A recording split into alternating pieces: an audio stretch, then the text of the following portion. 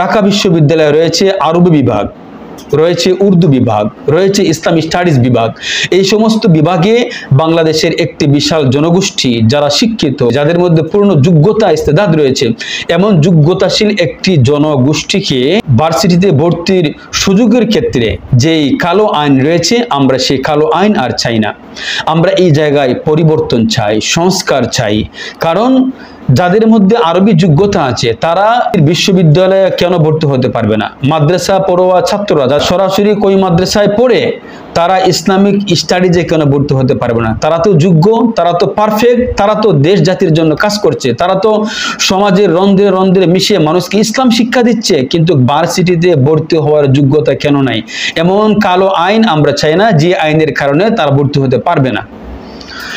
যাদের মধ্যে উর্দু ভাষার যোগ্যতা রয়েছে, যে উর্দু ভাষাটা পারে, তাহলে উর্দু ভাষা বিভাগে ভর্তি হতে বাধাটা কোন জায়গায়?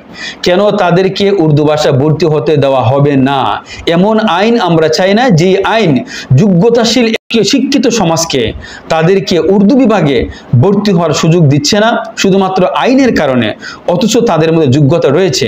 তাহলে বিশাল একটি জনগোষ্ঠী যারা ইসলামিক স্টাডিজ ভালো জানে, যারা আরবি ভালো জানে, যারা আরবি ভাষা ভালো জানে, যারা উর্দু ভাষা ভালো জানে এবং যারা ইংরেজিও ভালো পারছে, এই মানুষগুলোকে কেন ভার্সিটিতে ভর্তির সুযোগ দেওয়া হবে না? এবং এই ভর্তির হওয়ার জন্য সার্টিফিকেট, সনদ এবং আইনি জটিলতা দিয়ে তাদেরকে কেন আপনারা সীমাবদ্ধতার ভিতরে আপনি রাখবেন?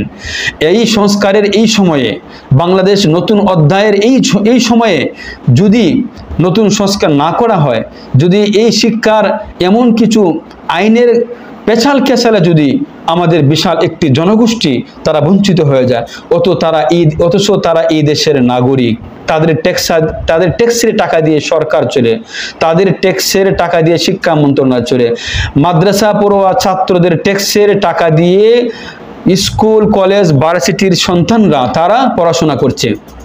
তাহলে তারা কেন সরকারের সুযোগ সুবিধা পাবে না? তারা তাদের ট্যাক্সের টাকা দিয়ে, মাদ্রাসা পড়ুয়া ছাত্ররা তারা তাদের ট্যাক্সের টাকা দিয়ে তো অন্ততপক্ষ তারা সরকারের প্রযুক্তি এবং সরকারের পক্ষ থেকে শিক্ষার সহযোগিতা এবং তারা তাদের কর্মস্থলের পরিধিটা যেন ব্যাপক পায়, বিস্তৃত পায়, এর জন্য তো সিস্টেম, পদ্ধতি, আইন, সুযোগ সুবিধা সরকার করে দেওয়ার দায়িত্ব ছিল। কিন্তু তাদেরকে কেন সেই সুযোগ সুবিধা করে দেওয়া হচ্ছে না? তারা কি এই দেশের নাগরিক না? তারা কি ট্যাক্সের টাকা দেয় না? অবশ্যই দিচ্ছে। তাহলে কেন আপনি তাদেরকে বঞ্চিত করছেন? তার কর্মস্থলের পরিধিকে আপনি সংকোচন করে দিচ্ছেন, সীমাবদ্ধতার মধ্যে আপনি আটকে রেখেছেন। তাদেরকে কেন এমন এক নিরহ অবস্থার মধ্যে নিক্ষেপ করে দিয়েছেন? এমন কালো অধ্যায় আমরা আর চাই না। আমরা পরিবর্তন চাই, সংস্কার চাই। শিক্ষা ক্ষেত্রে আমরা নতুন সংস্করণ চাই, যেই সংস্কারের মাধ্যমে এই মাদ্রাসা পড়ুয়া, বিশেষ করে কমি মাদ্রাসা পড়ুয়া যারা ইসলামিক স্টাডিজ, উর্দু, আরবি বিভাগে যাদের পূর্ণ যোগ্যতা রয়েছে, ইস্তেদাদ রয়েছে, অভিজ্ঞতা রয়েছে, এই মানুষগুলোর স্বচ্ছতা, সততা এবং যোগ্যতার ভিত্তিতে তারা যেন ভার্সিটিতে ভর্তি হতে পারে, সেই আইন, সেই সিস্টেম পদ্ধতি রাখতে হবে।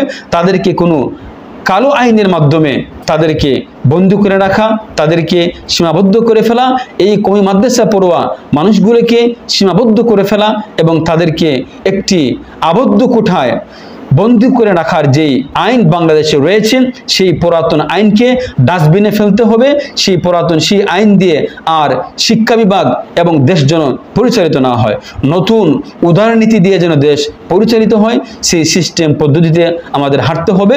তাহলে এই সৎ, কর্মঠ এবং যোগ্যতা সম্পন্ন এই মানুষগুলোকে, মাদ্রাসা পড়ুয়া এই মানুষগুলোর মাধ্যমে আমরা আমাদের দেশকে সামনে এগিয়ে নিতে পারবো। এটা দেশ জাতির জন্য বড় একটি কল্যাণকর হবে।